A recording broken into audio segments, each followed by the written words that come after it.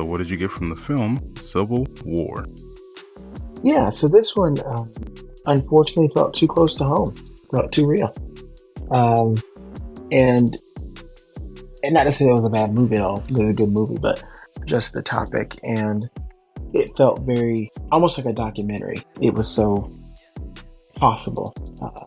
Of course, a lot of the subject vague as far as what led to the Civil War situation, but they give enough information and they show enough to where I could believe this could happen in the next year easily.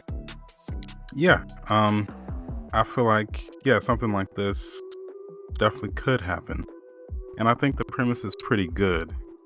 But after that, it kind of just goes downhill for me.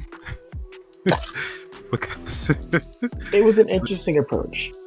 I thought it was the wrong approach, and everything that happens outside, like the surrounding things that happen in this film, is more interesting than what actually happens in the movie. I understand that. Zero connection with the main characters. I don't care about them at all. I mean, barely know anything about them, and this movie just straight up sucks. It's not a good movie. It sucks really badly. And some people might say, I mean, I've gone and looked at some other reviews and, maybe I'm missing something. No, I'm not missing anything. They're like, oh, you missed the point. No, there is no point. That's the problem. That is the problem. Well, the point is, this is just how a modern day Civil War would probably play out. Yeah, but this is the perspective.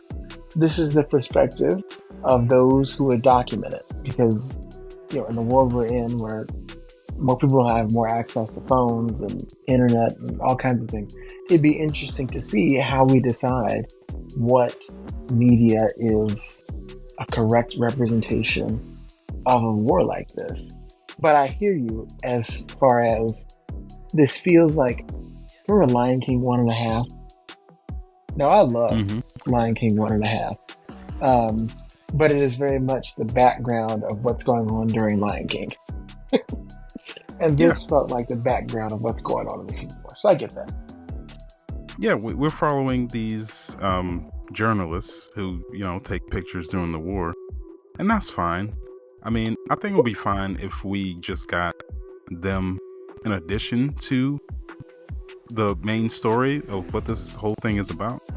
But no, we're just following them as they're trying to go to Washington, D.C. in the front lines, just taking pictures. And I mean, that is something that I've thought about just watching the news. Like, who are taking these pictures? Like, who is signing up for this? And you get a direct representation of that in this movie. But it's really not that interesting. You didn't like the scene with the people that you don't know what side of the war they're on, who are getting shot at on a golf course with Santa in the background? You didn't like that? Where they kept trying to ask for contact, and they're just like, you see the guy? He's shooting at us. That's what matters. But it's like, but you don't give no exposition? Well, I think, if it explained something, it would run the risk of being preachy or picking a side, too liberal, too conservative. Because it's clear that the undertones of this war are about the government and how it's going.